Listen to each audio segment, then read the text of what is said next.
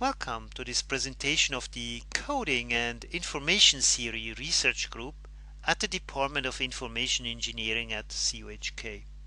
In this presentation, we would like to give you a brief overview of some of the research questions that we are interested in. Our mission is to explore the fundamental limits and the practical implementation of data compression and reliable communication. Now, this might sound a bit abstract at the beginning, and so what we want to do here is to look at some specific examples that should give you a flavor of the type of setups and questions that we are interested in, along with the type of mathematical approaches that we are using to solve the problems that we are facing. Consider the following setup where the person on the left hand side would like to transmit some message to the person on the right hand side. He does this by converting that message into electromagnetic waves that can be picked up by the person on the right hand side. And if this is done properly, then the person on the right hand side sees the message.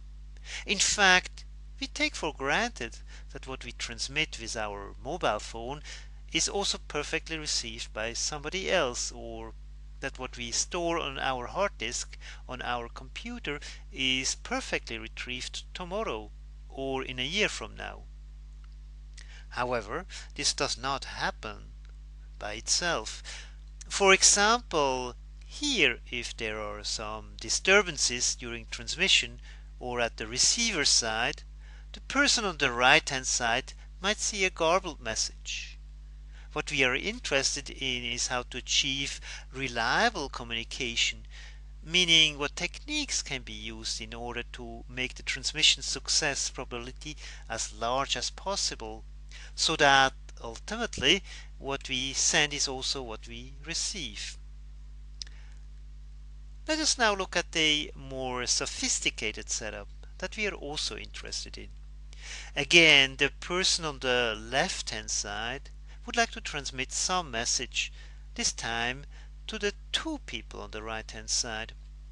It would be a somewhat straightforward extension of the previous scenario if it were the same message for both people on the right hand side. But let's assume that the person on the left hand side wants to transmit slightly different messages to the two people on the right hand side.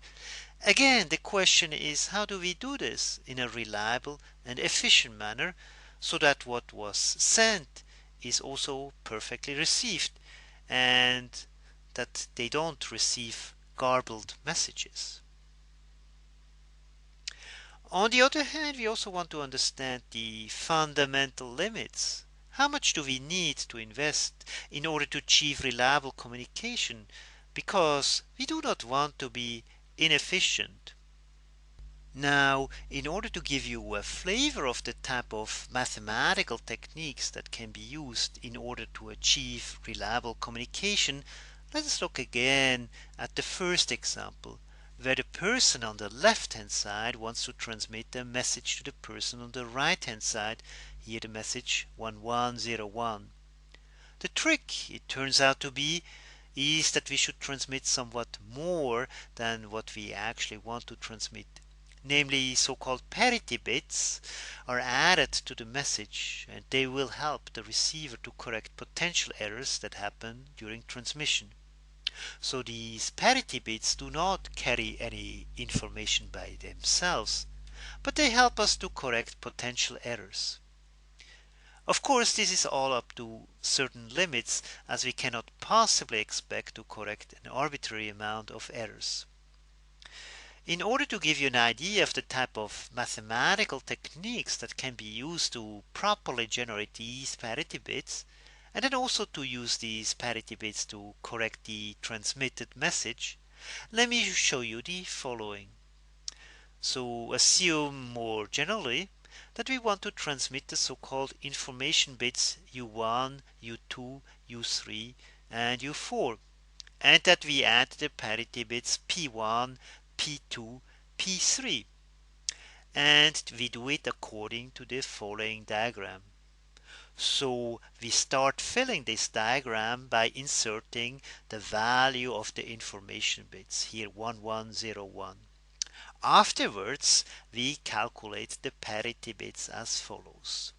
Namely, in order to calculate the parity bit P1, we consider this magenta circle here, and the condition for calculating what P1 should be is that the number of ones appearing in this magenta circle should be an even number. Clearly, P1 here has to be 0. With that, the number of ones appearing in this magenta circle is 2, and with that it is an even number. We say that the parity check condition is satisfied for this magenta circle. Then parity bit P2 is calculated according to this cyan circle. Here P2 has to be chosen such that the number of ones appearing in the cyan circle is an even number. Clearly P2 has to be chosen to be 0 so that this parity check constraint is satisfied. Finally, P3 is chosen so that the parity check condition for this yellow circle here is satisfied. Clearly, P3 has to be 1. And with that, we have now encoded the information. So this was all done on the sender side.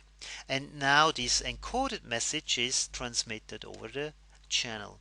Now, let us assume that some error happened, namely U1 is unfortunately flipped during transmission. So the task of the receiver is to detect if some errors happened and to potentially correct them. And for this particular scheme, we do it as follows. We look at the magenta circle and we look if the parity check condition is satisfied. Now here it happens to be not satisfied. Then we look at the cyan circle and we check again the parity check condition and we see it's not satisfied too. And then we look at the yellow circle and we see that the parity check condition is not satisfied. Combining all this information, the rule is that the bit that needs to be corrected is given by the intersection of the circles given by the parity checks that were violated. And if we calculate this intersection, we get this bit here, and if we flip it, we actually get the message that was originally transmitted. And so we were successful in properly decoding the message that was transmitted.